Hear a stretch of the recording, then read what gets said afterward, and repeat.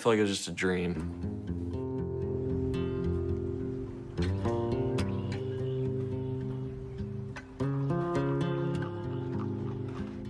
And for weeks it did. It felt like I'd wake up and I'd just think, did I dream that accident?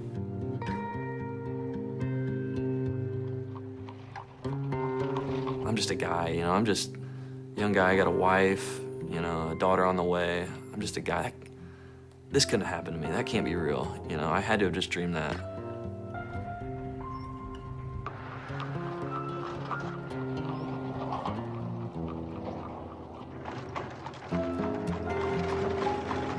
Memories, you know, what you saw that day, you know, they come back at different points. You know, I'll maybe be somewhere and I'll see an Amish family, or I'll see an Amish, and it'll bring back memories of the accident.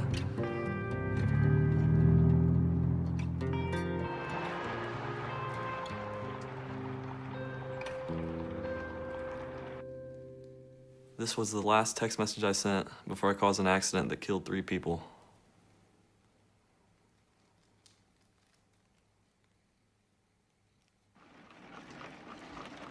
The Amish family was on their way 8 o'clock in the morning that day, and then the van was driven by a young man from Bluffton, Chandler Gerber.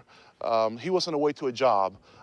He cleaned carpets at the time, and he was traveling about the speed limit we determined. He wasn't speeding or anything like that, just traveling along, and he overtook the Amish right there, right just where about my car is, and basically hit the Amish buggy from behind and just ended up all the way from the point where my car is here.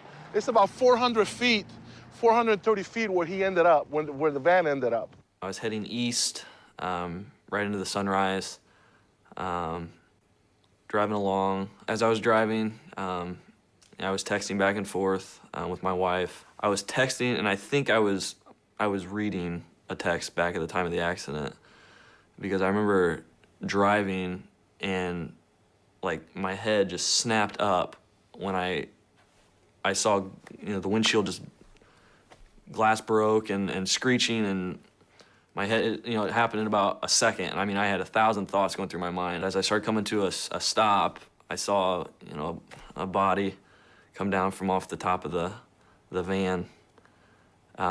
And I just thought, oh my gosh, what have I done? What have I done? And I realized, you know, I had hit something, and I realized it was an Amish buggy. I jumped out of the van, totally silent outside the van. At that second in time, there was nobody else coming or going. I walked around back, and I looked in the ditch, and there was bodies just laying there. I mean, it was just silent. It was just quiet. The only sound I heard, the only thing I saw moving was the horse. It was severely wounded. It was just kind of moving around on the ground a little bit. I remember the mother was laying, I believe it was face down on her hands and knees, like she had been sitting on a chair. And it just, like, the force just hit her, and she just didn't have time to move. You know, she was just sitting in that same position on the ground. And I just remember staring, and nobody else was around, just me and the family that was laying in the ditch, and the horse, and just silence. You had all kinds of chaos here. This is the van that was driven by Chandler Gerber. As you can see, the front of the vehicle is just totally smashed here. He was devastated. He was crying. He was just almost in a panic mode. I knew that I had been texting and driving. I knew that I had been around that time, you know, involved with reading my phone or texting or what have you. I was hysterical. I think I was probably in shock. I was sitting in a van in the passenger seat, taking in, as far as I could see straight ahead, just lights and sirens and people. And I saw a hearse drive by. And so right then, I just had this sinking feeling that there was at least one dead person. They took two young children. It was a 3-year-old and a 5-year-old. They took a 17-year-old son. I saw the youngest of the children, 3-year-old Enos.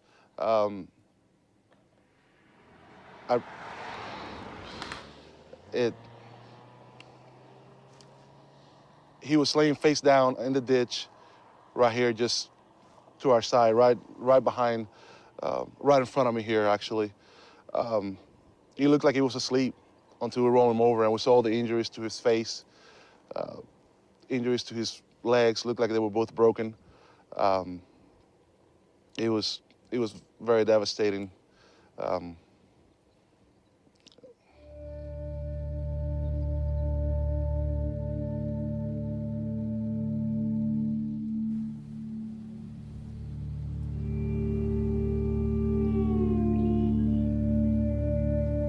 Shortly after the accident, it was pretty rough.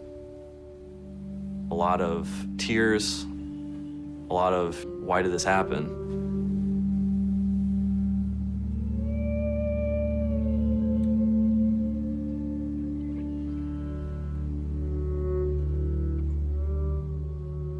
This note was from Martin Schwartz, the father of the children that had passed away from my accident.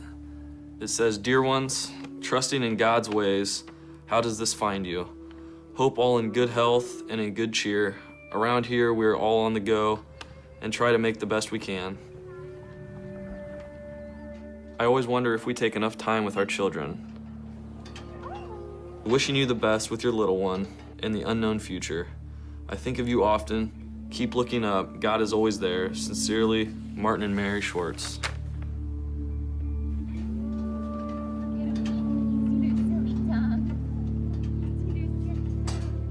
I wish so bad I could go back to that day and change my focus. I wish I could go back and say, you know, I can do these texts when I get to my stop, you know, when I get there. I don't have to do this right now while I'm driving. You know, there's just nothing that important. But at that point, you know, it was just, you know, oh, I can text and drive, it's no big deal. And it is a big deal. Please don't do it. Please don't ever text and drive. It's life.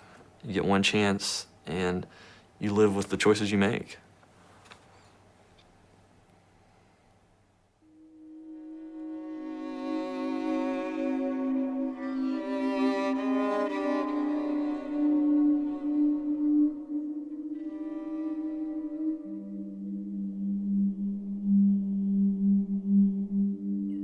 She has no life, really.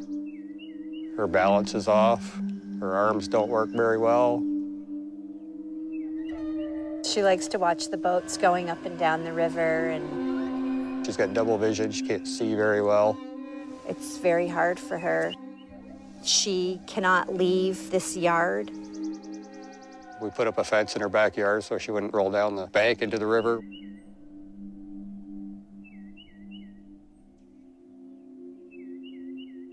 She loves feeding her bird, taking care of the wildlife that comes around. She had her life planned. She was always planning everything. Now she can't plan anything because she can't remember anything.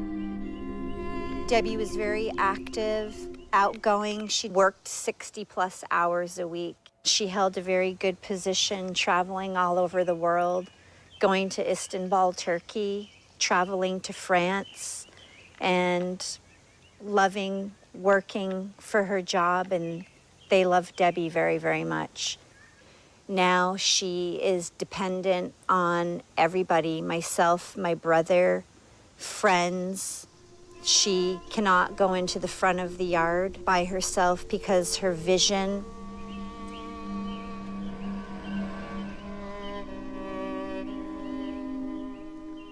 I don't remember anything about the accident.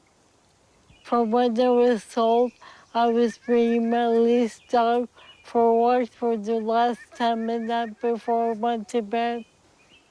Well, it was a Sunday night, August the 7th, approximately 9:15. My sister had come out of her house to get her mail by the big pine tree. She was struck by a teenager texting and driving. The white mailbox is where my sister was struck. It was carried on the hood of the car to right over here, and this is where the neighbors found her. When she was in the hospital, she was swollen from head to toe. She had a shunt sticking out of her head right here to relieve pressure in her brain because her brain was so swollen. Her eyes, her right eye was swollen shut. Her face was swollen. Her neck was broken. Both her arms were broken. Ribs were broken. Her pelvis was smashed. She had a broken ankle and a broken leg. Her thumb ripped off, almost ripped off. They sewed it back together. It was terrible. It was heartbreaking. She was in her coma, and I went up to her, and I started talking to her. And I had her hand, and she squeezed my hand. She knew I was there. And I told her, I said, Debbie, I know you're in there. I know you can't talk or anything, but I know you're in there. And she gave me another squeeze on my hand. She knew that I was talking to her. She could feel it.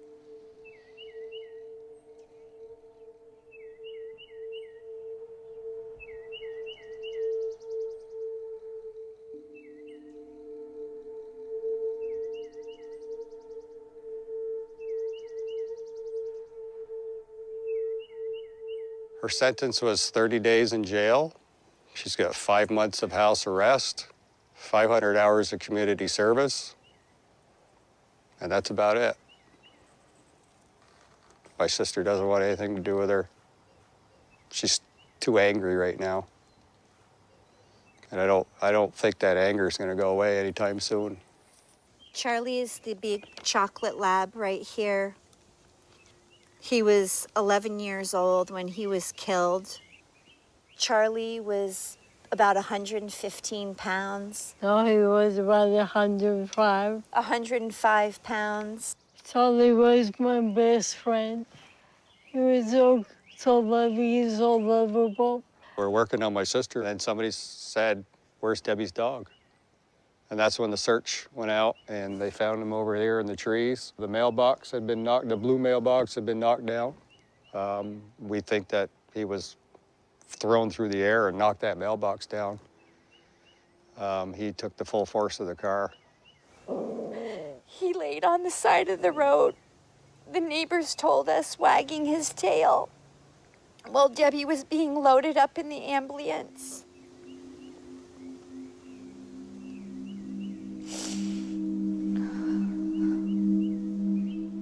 It's just not right. My sister's life has been changed forever. She went from being active to inactive in a stroke of a second, and it's over. Her life as she knew it is over. She loved work. She helped me with my children. She was always there for me. It's heartbreaking every day to see my sister like this when you knew how she was before.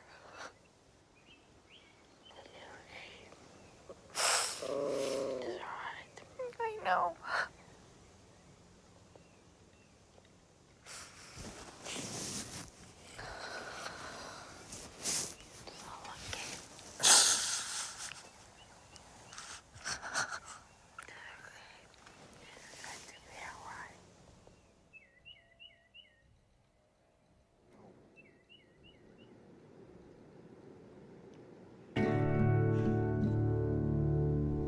I'm very fond of telescopes. It's just a reminder of my father and the good times that we used to have. The telescope's just another way that I look at him being a scientist and the brilliant man he was. At night, we would go outside and look at the stars, and he would tell me the different constellations, help me learn them. When there were meteor showers, he'd come and wake me up at 3 o'clock in the morning and take me outside, and we'd just stare and watch the meteor showers for hours.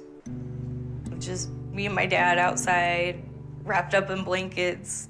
It was just a phenomenal feeling, just good father-daughter time for us. The best father I could have ever asked for. Yeah, growing up, I was pretty typical. Played a lot of sports growing up, played basketball, played football, played baseball, ran track. I'm quiet on the phone, I'm awkward on the phone. I have always preferred to text or to talk in person.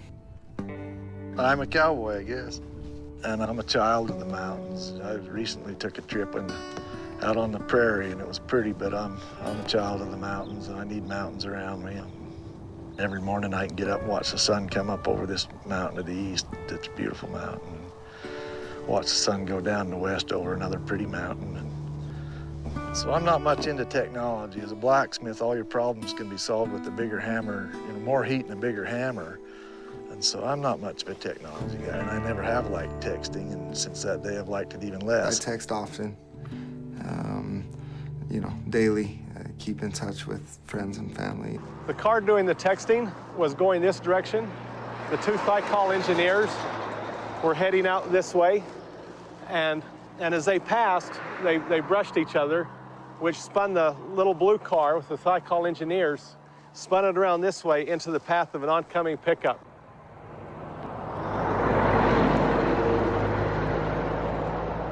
There's about a 15 or 16 mile stretch of Highway 30 going to Logan, and from the time we started on that stretch of road headed towards Logan, the driver ahead of me was distracted. I did notice that. He crossed over the center line multiple times. It was early in the morning. It was still fairly dark outside, and it was raining pretty bad. And on my way to work, I'm texting and reading messages, and I go across the center line and I hit another car. I don't remember what I was texting. I don't remember what the message said. That's how important it was. And I saw him cross over the center line, and at that moment, things kind of go into slow motion, and you could just see that, and I thought, man, this is gonna be bad. I remember the sound of the cars hitting, glass breaking, brakes and tires squealing.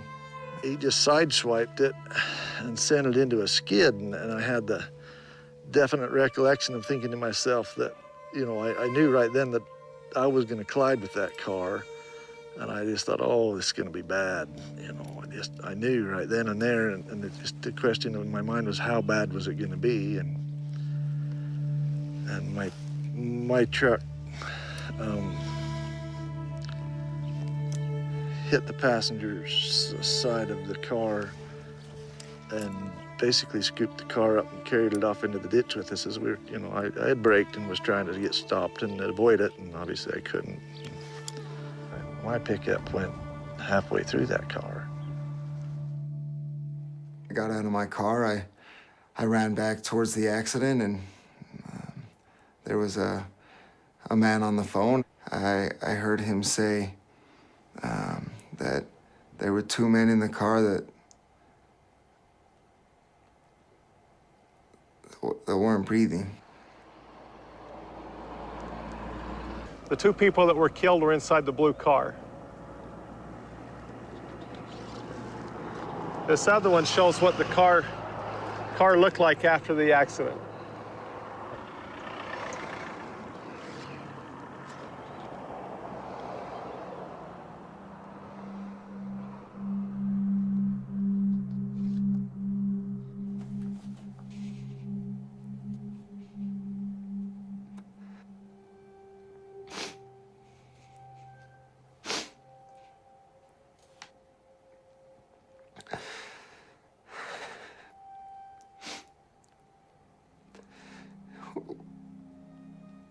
I look at that picture.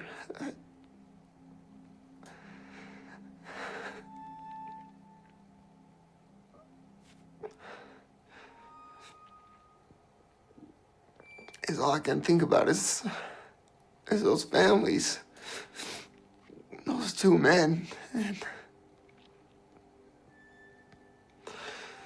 while I was driving, I decided that texting and driving was more important to me than those two men were to their families.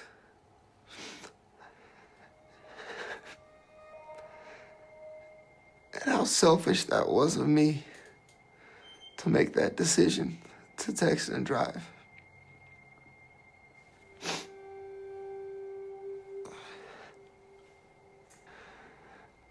Knowing every day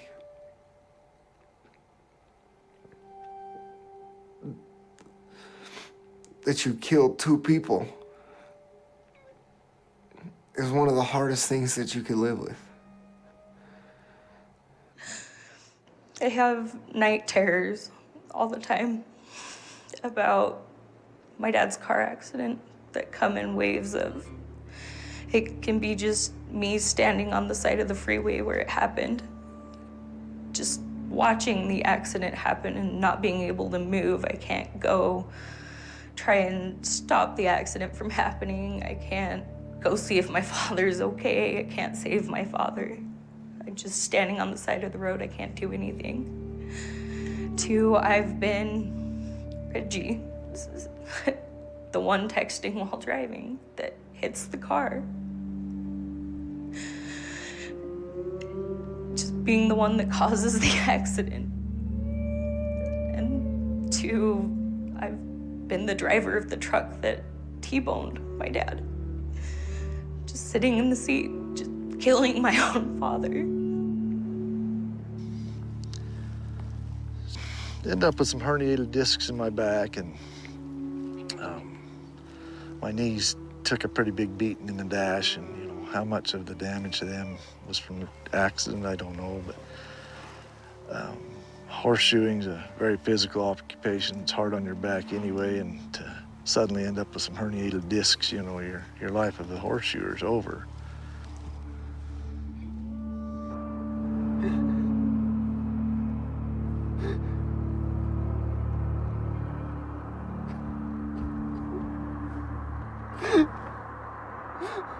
It's been almost 7 years in September, and it is still very difficult for me. That accident was preventable. There's no other way to look at it. Put my phone away, and I saved those 2 men's lives.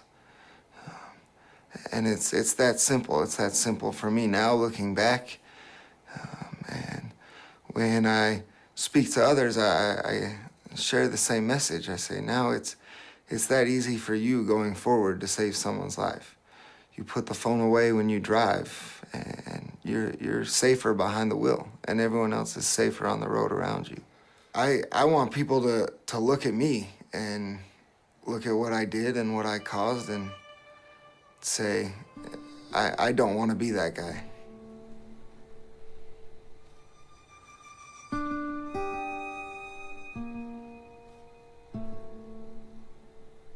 First time I saw Reggie in court, my feelings was just sheer hatred. I was appalled at the fact that this kid my age had killed my dad, taken him away from me. On my sentencing date, and the families had the chance to get up and address me and speak to me. And all I could do was just look at him and hate him and wish how much he would die, or that it was him that was dead instead of my dad. Megan got up and she talked about her wedding. And she had just gotten married, and she talks about how her father wasn't there to walk her down the aisle. And she looked at me and she said, because you took that from me. And she was absolutely right.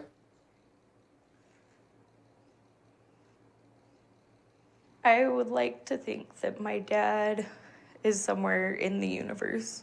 I go outside at night, sit on my balcony when I'm really upset. I stare at the sky, and whenever I'm super upset, I always see a shooting star.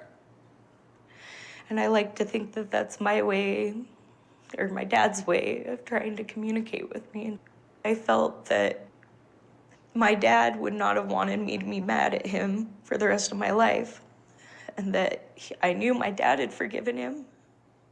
I knew that, and that he would want me to try and move on and forgive him and even get to know him.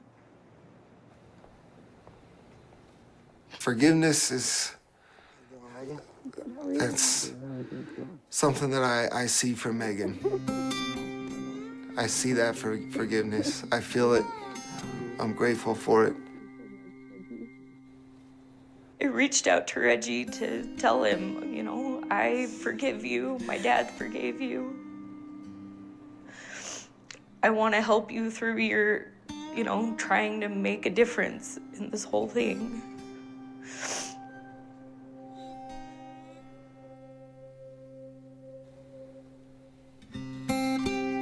I was once told that to be a good member of society, you have to give back more than you take. I can never give back those two men's lives, ever.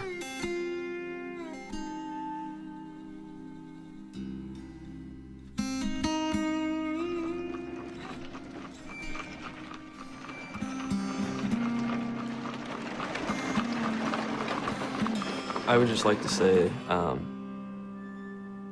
for anybody out there who has a cell phone, focus while you're driving, pay attention while you're driving, don't take your eyes off the road while you're driving. Things can happen so quick that it'll change your life forever. I will say it over and over and over again. Don't text and drive. That it can't wait.